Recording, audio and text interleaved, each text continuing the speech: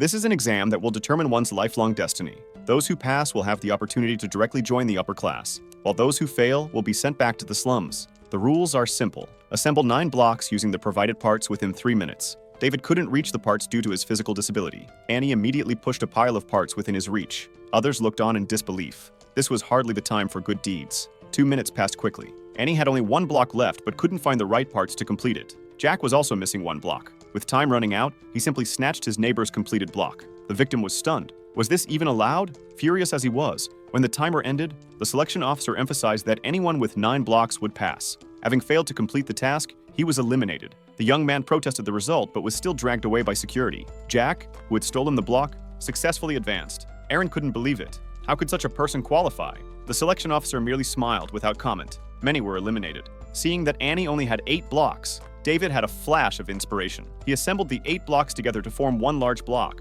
She looked puzzled. David passed for completing the task. Next, the interviewer discovered that 8 small blocks plus 1 large block equaled exactly 9 blocks. This creative thinking was brilliant. Annie also passed. She breathed a sigh of relief and looked gratefully to the side. After counting Amy's blocks, the interviewer watched as she pulled out 2 more from her hand. 11 in total. Clearly, 2 people had been eliminated because they lacked the parts for these 2 blocks. The selection officer was even more pleased. This year's candidates were full of surprises. At lunchtime, the candidates had never seen such a dazzling array of food. They used to eat tree roots and bark, sometimes only 2 meals in 3 days. Now they could instantly enjoy such delicacies. Annie was deeply grateful for David's help, though he had also helped her before. While everyone was enjoying their meal, Jack, the block thief, entered the cafeteria. All attention shifted to him. Why could someone so unscrupulous pass the selection? He didn't care. In fact, he complained that their murmuring wasn't loud enough. He greatly admired how everyone here was so fair and just. Since they loved standing up for justice so much, why hadn't anyone helped when he stole the block? Why hadn't anyone spoken up for the victim?